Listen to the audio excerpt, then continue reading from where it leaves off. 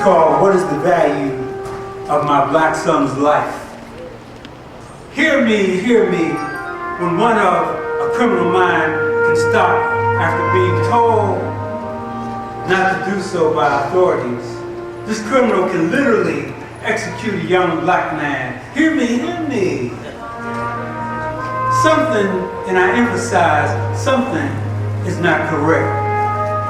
He never had the heart to duke it out in the street because he knew he could never stand down to defeat. Everyone knows how powerful we especially are when it comes to standing down. But this coward who sits in a jail cell and collects a financial support from sympathizers to the tune of $150,000 plus. Really now, as a father, you tell me, what do I tell my black son is the value of his life? You tell me, or you tell him that he has your unconditional love, and just like you've been privileged to help bring him into this world, I'll lay my life down to keep him in it. Inshallah. The first one that we did was for Miles Davis. Yeah. And coming up, one of the things I liked about Miles Davis, he was certainly great as far as his artistry, but long before it was fashionable to stance and hold his blackness as a reverent position, he always let him know up front what he was about, and I respected that.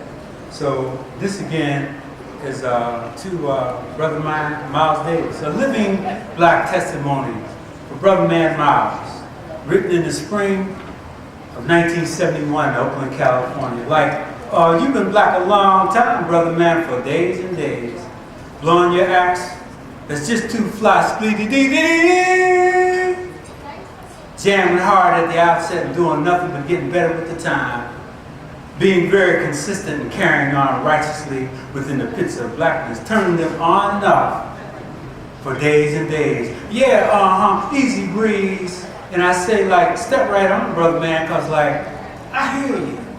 This next piece, even though many of these, except maybe the first one for Trayvon Martin, and this is in the Volume 1 CD that we just produced from Huff City Slam, Louis McKenzie. And Volume 2 will be bringing in some of the later pieces. But I tapped the 67 through 71 because just like it was pretty interesting out here, that was a very conscious time, the 60s. Things that we took then were not necessarily trendy. They were like ways of life, especially in Harlem, New York City, which a lot of this I draw from. This piece right here, I hear brothers, sisters too for that matter, sometimes talking about attitude. When I speak on this piece, I speak of that, but I also try to bring it down so that I never give anybody any kind of reason to think that because there may have been some kind of negative point that I write off a whole group. I love black women for life. All mine, do up in your mind, all mine, it's your mind, all my mind, do up in your mind, all mine, it's your mind, all mine. Black woman, Allah's gift of blackness. I know you wonder, black woman, why I look at you so hard, as if to say, long time no see, baby, or like, I see mesmerized by the exterior beauty you carry, the coarseness of your hair, united by a shapely body, with the world's most precious breasts. Like I know you wonder why I did you so. Especially like, since nobody turned us on to one another. Did you really need that? Really, my queen. We were turned on to one another 1 second after coming forth from the womb. Our badge of blackness was our point of contact. It brought us together in the nation of black love. A love sweeter than any wine throughout the domain of Allah. Really, my queen, I look at you because I yearn to know about all of which I know so little. Sometimes the for real you and not that which I have witnessed for so long. Occasionally a woman filled with trick of deceit. Well, who could outpimp the other? only developing a mind similar to a creek where one can run across all day long and never sink because there's no depth but shallowness.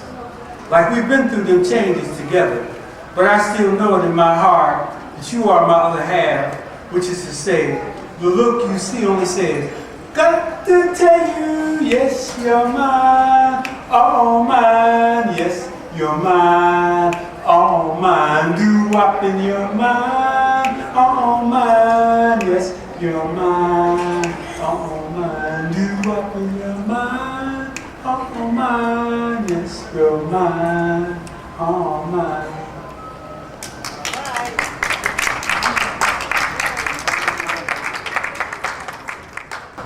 This is a new piece, just to kind of balance that out just a little bit. This was written in Central Park, and I try to share this so that when young ladies, and I guess in my generation, I'm 67, so that puts me right in the 60s. Sometimes you try to figure out how do you figure out that other person, so therefore, when I can give credit, I'm certainly going to give it. This is for Lady. And Lady, she knew how to nurture me when I wasn't really thinking about myself. I was thinking about giving to others of my family who really knew and needed what I had to give, so I gave it. So she caught me. So I thought I'd write this piece about her. I truly thank her for that. But I'm quite sure there are always somebody as such who's doing something, so I'm thanking you also. This is called A Test of Time.